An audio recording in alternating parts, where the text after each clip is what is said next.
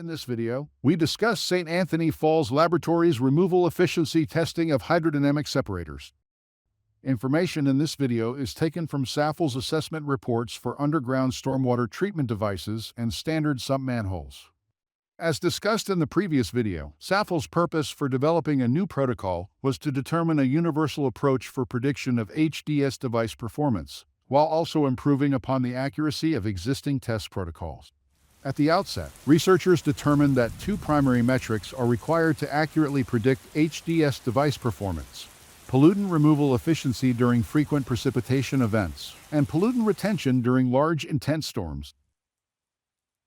Ultimately, researchers selected the dimensionless Peclet equation for its ability to characterize both HDS device pollutant removal and retention, as well as for its ability to function as a similarity equation for device scaling. The Peclet equation simply consists of particle settling velocity and two structure dimensions in the numerator, and flow rate in the denominator. Device removal efficiency performance functions are developed by plotting the Peclet number against removal efficiency for varying flow rates, particle sizes, and structure dimensions. Each tested device's unique performance function can then be utilized to predict device performance.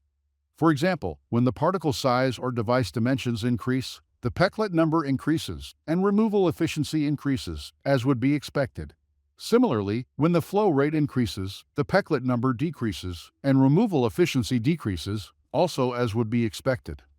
Several proprietary HDS devices were tested, and Peclet performance functions were developed for each device, allowing designers to predict sediment removal efficiencies for varying particle size distributions, structure dimensions, and flow rates.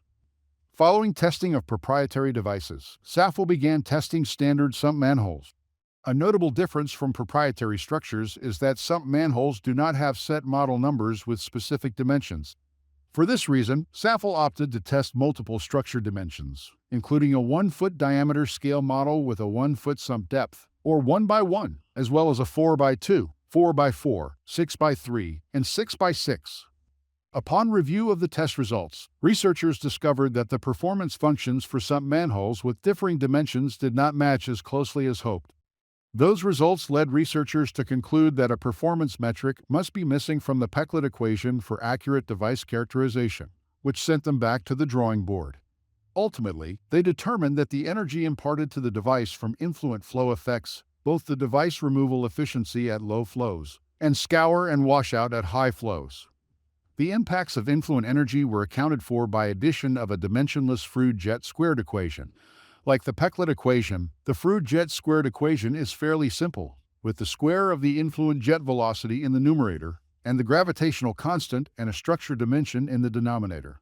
When added to the Peclet equation, we see that an increase in the influent jet velocity will result in a decrease of the Peclet number, resulting in decreased removal efficiencies, as would be expected. Using the improved Peclet formula, researchers were able to collapse the test results from all 5 structures to a single well-defined performance function. This is an impressive feat given the wide range of structure dimensions, varying pipe diameters, multiple sediment sizes, and numerous flow rates. Conceptually, testing any one of the 5 structures, including the scale model, would be sufficient to accurately predict performance for any sump manhole dimensions and pipe sizes, which helps to illustrate the accuracy of the test protocol and confidence designers can have when applying results to scaled structures, varying flow conditions, and different particle size distributions. This concludes this video.